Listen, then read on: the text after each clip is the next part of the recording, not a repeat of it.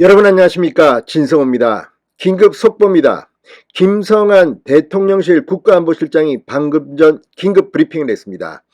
추석 연휴 기간 중 윤석열 대통령이 영국 여왕 엘리자베스 2세 장례식에 직접 참석한다고 발표한 바가 있습니다. 이 엘리자베스 2세 영국 여왕 장례식에는 세계의 정상들이 운집할 예정입니다. 바이든 미국 대통령도 어떤 식으로든 참석하겠다고 했습니다. 자, 그런데 윤석열 대통령 런던의 이 영국 여왕 장례식만 참석하는 게 아닙니다. 자, 방금 전 김성한 실장이 발표한 윤석열 대통령의 일정, 거의 살인적으로 빡빡합니다. 자, 런던에서 영국 여왕 장례식에 참석한 뒤 윤석열 대통령은 뉴욕으로 날아갑니다. 그리고 유엔 총회에서 기조연설을 할 예정입니다. 이 자리에서는 바이든 대통령과의 1대1 한미 정상회담, 기시다 총리와 한일 정상회담도 예정돼 있을지도 모릅니다. 추진 중입니다. 자, 5박 7일 정도의 일정이 될 것으로 보입니다. 살인적인 일정입니다. 영국 여왕 장례식과 유엔 그리고 미국에서의 이 한일, 한미 정상회담, 이게 모두 다 이루어진다면 정말 아주 경제적인 외교를 하게 되는 셈입니다. 진성호의 직설 시작합니다. 방송에 앞서 아직 진성호 방송의 구독자가 아니신 분은 붉은색 구독 버튼 눌러주십시오. 더 좋은 방송으로 보답하겠습니다.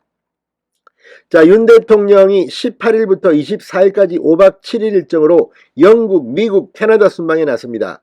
윤석열 대통령은 영국 런던에서 19일 열리는 고 엘리자베스 2세 영국 여왕 장례식에 참석합니다. 이어 취임 후 처음으로 열리는 유엔 총회에 참석합니다. 그리고 뉴욕에서 이 유엔 총회 기조연설을 마친 뒤 현지에서 한미 정상회담, 한일 정상회담을 추진 중입니다.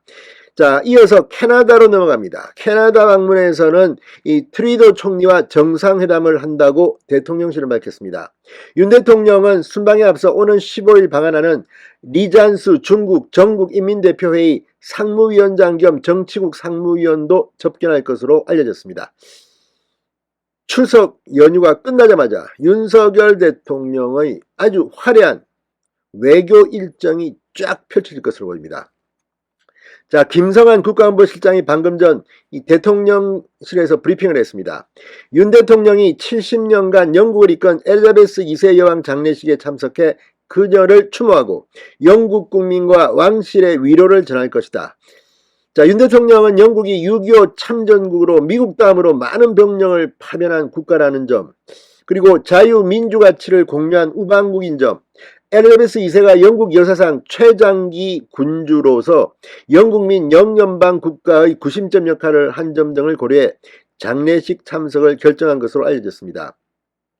김 실장은 고인은 1994년 영국 국왕으로 처음으로 방한했다. 그 뒤로도 한국 측 인사를 만나면 안동 하회마을에서 생일상을 받았던 일을 언급하는 등 우리나라와 각별한 인연을 맺었다. 대통령의 장례식 참석은 한영관계의 역사적 인연 등을 종합적으로 고려해 결정했다고 말했습니다. 김건희 여사도 엘리자베스 2세 장례식에 함께 참석할 것으로 전해졌습니다. 윤 대통령은 18일 찰스 3세 영국 국왕이 주최하는 리셉션 19일 장례식에 참석한 뒤 유엔 총회가 열리는 미국 뉴욕으로 날아갑니다. 20일 유엔 총회에서 기조연설을 합니다. 이어 주요국 정상과 양자회담을 하고 유엔 사무총장도 면담할 예정입니다. 김성한 실장은 이번 유엔 총회 기조연설 주제는 국제사회가 전례 없는 전환점에 놓인 상황에서 복합적 도전에 대한 변혁적 해결책을 모색해보자는 것이다. 윤 대통령은 국제사회가 규칙에 기반한 자유를 지속 확대해 나갈 수 있을지, 이를 거부한 세력에 의해 위축될지 기로에 있는 상황에서 국제사회 현안 해결에 실질적으로 기여하겠다는 뜻을 밝힐 것이라고 말했습니다.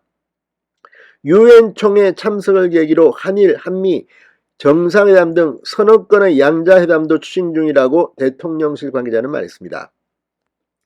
자, 그리고 또 확정된 일정은 캐나다 일정입니다. 유엔 총회 참석 직후 캐나다로 날아가 경제 외교 활동에 나섭니다.